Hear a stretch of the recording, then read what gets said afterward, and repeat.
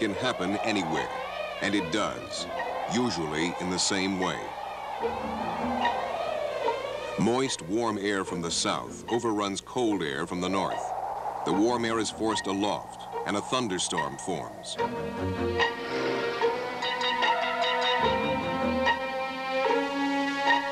Rain begins falling beneath the northeastern part of the storm, and then large hail, a tip-off of something far worse.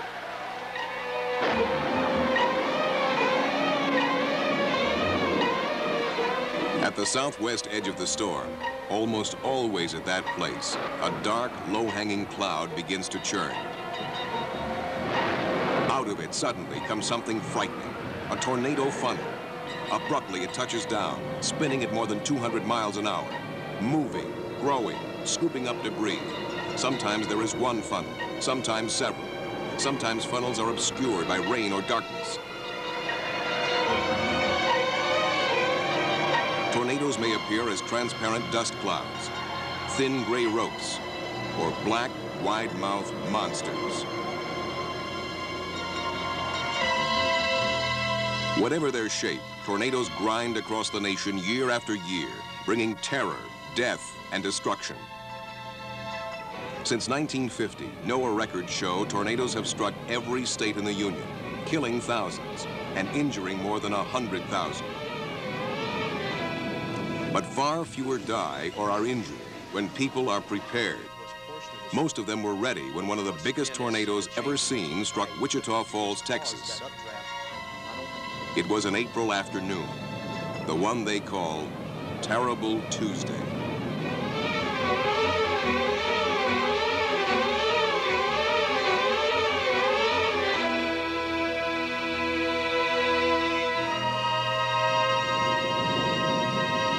We'd had tornado warnings all afternoon, and we were headed to the mall, and we just did not think that a tornado was going to hit where we were. Mona Partham and her husband were caught in the open by the tornado and survived, but just barely. They abandoned their car near a church and tried to cling to a tree. I remember spinning around the tree, and the next thing I know, we were sitting up on the curb. A gentleman at a pickup passed us, and I happened to raise my hand up.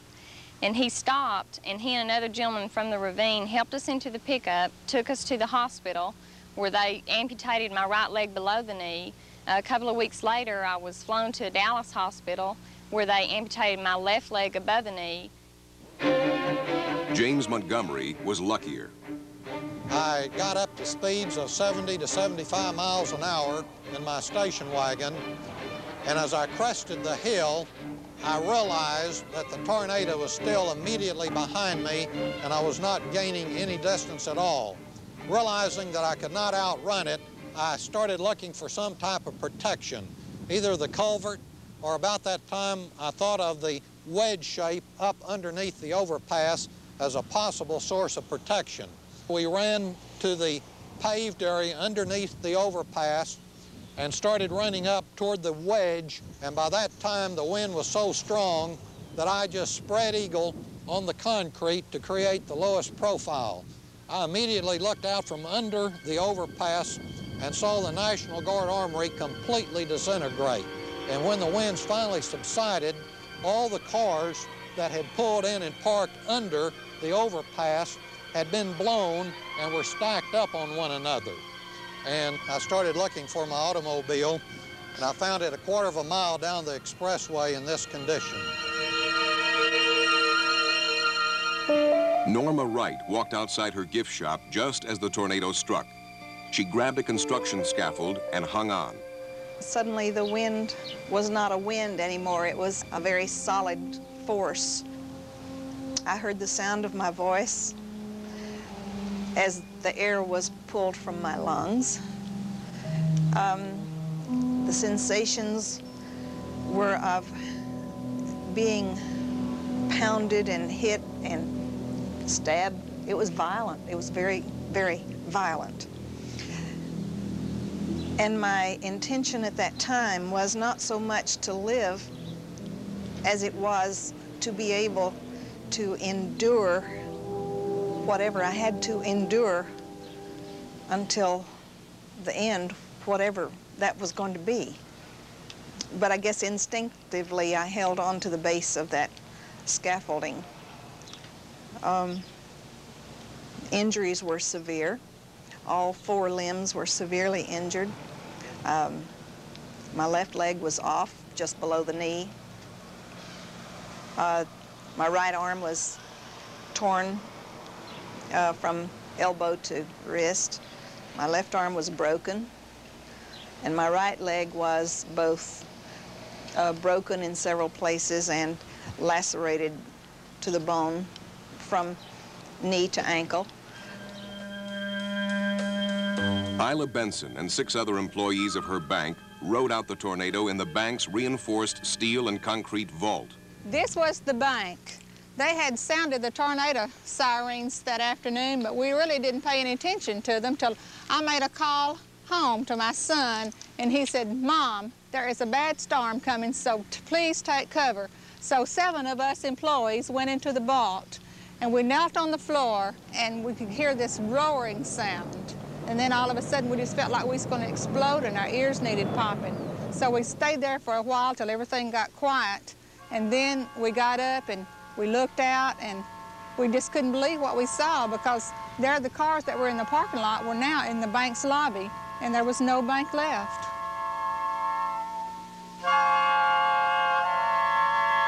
"46 people died in Wichita Falls that Tuesday. It was a very small number considering the path, 1.5 miles wide, that the tornado cut through the town. Yet many died unnecessarily. About half were killed because they tried to escape in cars and trucks, one of the very worst things they could have done.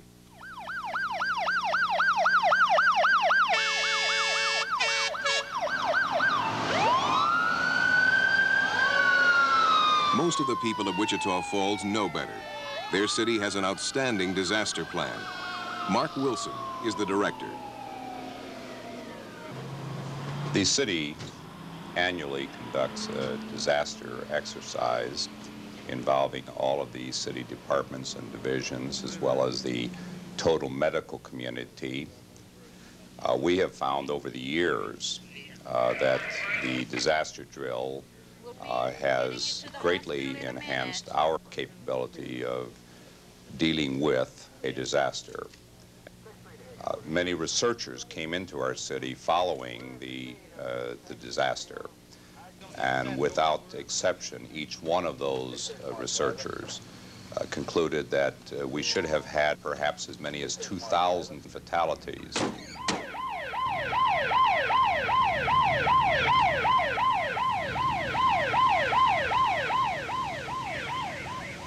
Falls so that we... Mark Wilson reviews the city's plan with other members of his team. If the tornado or the disaster actually strikes us, we're certainly going to be calling upon the American Red Cross, the broadcast media, and the church and community groups who will be interfacing. Once we've exhausted all of those resources that are available to us locally, at that time and only at that time, will we then go to the State Division of Emergency Management and call upon state for their resources. Once those resources have been exhausted, then we can go to the Federal Emergency Management Agency and bring in national resources. As a center, we coordinate with the Wichita Falls National Weather Service, and through their Skywarn spotters, they feed information into the Emergency Operations Center of the city of Wichita Falls. So that a tornado warning is issued by the local National Weather Service office after the spotters see it touch down. The spotters, many of them amateur radio operators, are deployed after a tornado watch has been sounded. All watches are issued from one place, the National Severe Storms Forecast Center in Kansas City, Missouri. Here, 24 hours a day, 7 days a week, expert forecasters keep watch over all parts of the nation with satellites and radar. The director of the center is Fred Ostby. As part of the National Weather Service mission in saving lives and property, we're here to issue tornado or severe thunderstorm watches for any area in the lower 48 states where the threat appears. And we're looking at time periods 2 to 6 hours ahead of time before thunderstorms or even some of the thunder clouds develop. I'm looking at the western half of the United States, so we're seeing what actually is being seen from the satellite at 22,000 miles above the equator. We can also look at these satellite pictures, which were looping back and forth over a period of about 2 hours to show the motion of the clouds, so we can see the clouds as they develop and as they move. We can also look at these clouds in the infrared spectrum, that is, by measuring the temperature of the cloud tops, we can infer how the clouds are developing and moving here. And this is very important to us because obviously at nighttime we can't look at the visible clouds, but by infrared we can follow cloud development 24 hours a day. Another important aspect of this kind of interactive computer system is that we can actually superimpose right on top of the satellite picture conventional weather data, such as sea level pressures, barometric pressures, where high and low pressure areas are, superimposed right on top of the satellite picture. The Severe Storms Forecast Center uses today's technology to monitor the nation's weather. At NOAA's National Severe Storms Laboratory in Norman, Oklahoma, Roger Brown and other professionals are developing tomorrow's technology. The National Severe Storms Laboratory here at Norman was established in order to take advantage of the severe weather that occurs in this part of the country. One relatively new piece of information is Doppler radar. Doppler radar is like a conventional radar in that it tells us where the rain is falling in storms, but it also tells us how the air is moving.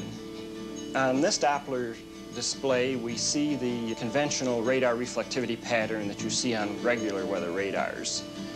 The colors going from the outside of the radar echo toward the yellow and dark red in the center indicates where the heavier and heavier rainfall is occurring.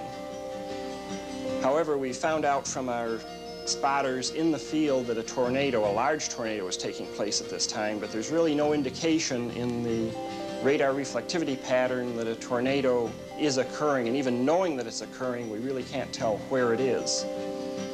Now, if we look at the Doppler velocity display, we see a very pronounced signature. Bright green next to bright red. That signature is an indication of that very large tornado. Radar is a strong link in the weather safety chain. Here is another link. Al Moeller, a Weather Service meteorologist, visits a home in Wichita Falls to advise a family on tornado safety.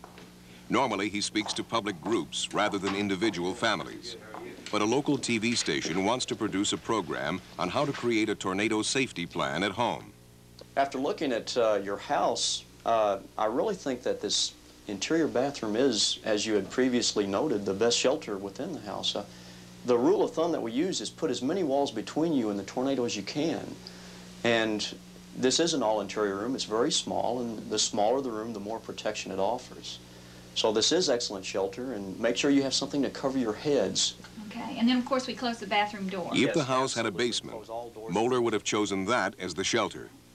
How are you going to receive the warning? Say you're in bed at night, and the Weather Service and local emergency preparedness people do strongly recommend that you have a weather radio, which is tone alert equipped.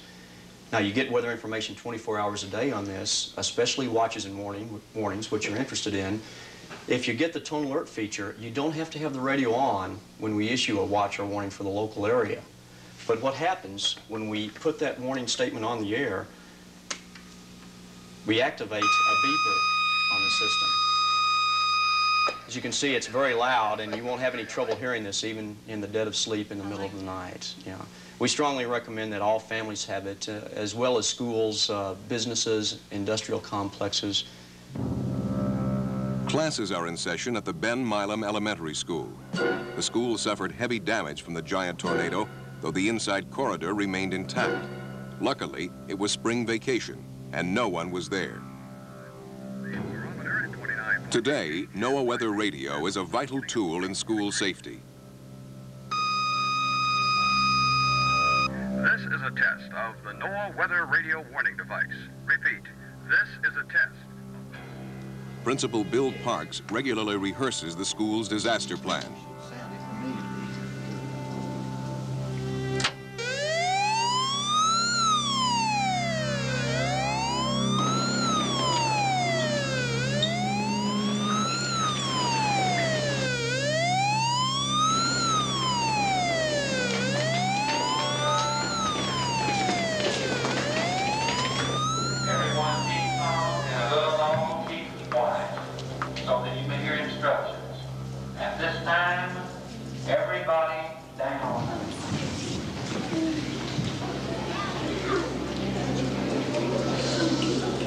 edge of the storm, you'll see the brightly lit thunder. If another tornado visits Wichita Falls, a tornado warning will activate the school's disaster plan. And it will most often be based on what a spotter sees. The human eye. We simply cannot do without spotters. Even in the future, when we have Doppler radars all over the country, we will not be able to do without spotters and that human element. So the machines help us a lot, but we've got to have the man-machine mix in this program to accurately get to the public what is about to happen to them. This is WB5SXX out at the state. The man who first spotted the Tuesday tornado was Glenn Watley. Watley was assigned to the stadium. Other spotters were deployed around the city when the tornado watch was issued by the Severe Storms Forecast Center in early afternoon. Other spotters were stationed at the local weather office. All were linked by amateur radio. The media repeatedly warned residents in the 11-county area. The network of spotters came busily to life. Roger, roger, roger. Charlie and Ben are doing your reporting. Ben's driving about 50. The TV station is up in the air. A few minutes later, the horror begins. E1 in the sound of my voice, there is a tornado on the ground near the Sac Center area in Wichita Falls. Please take cover. GPO. Where's GPO? Okay, that thing looks like it's moving directly east. It's on the north side, still on the ground. Please go ahead. Golly, I'll tell you what, they've got a bad one up there. And it appears to be coming into the town, heading towards the Kell Freeway. I'm a little bit out in front of it, but I'm far enough away where I think I can zip out if I have to. I'll try to stay as close as possible. What direction and where's the location, please? Cypress and 369. Okay, Cypress and 369. It is heading along Southwest Parkway. Is that Roger? That's Roger. How wide is it? 35. Let's say about 10 city blocks wide. That's a big one, Vic.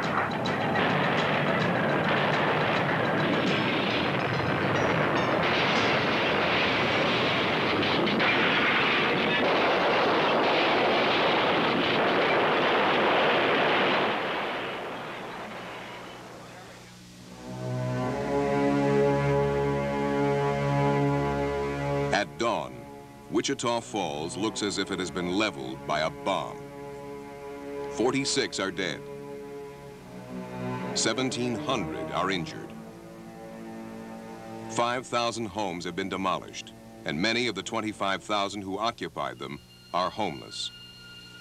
The American Red Cross and other voluntary groups are on the scene with nursing care, clothing, and shelter.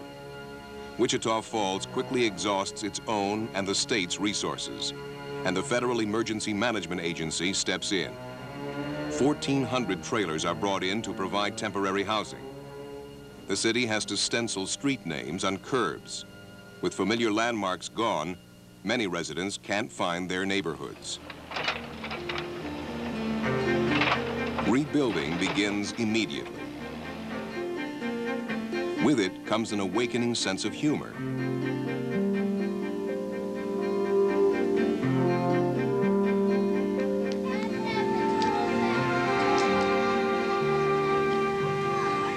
Later, only a few vacant house slabs will bear witness to what happened here.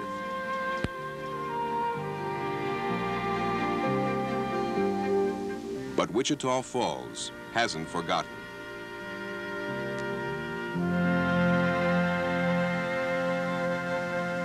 The disaster plan has been refined and strengthened. Once again, the basic do's and don'ts are presented to the public. Do have a disaster plan for the community, for schools, factories, and businesses, for the home. Listen to NOAA Weather Radio. You'll find it between 162.4 and 162.55 megahertz on the public service band. Buy a battery-powered weather band radio with a warning alarm.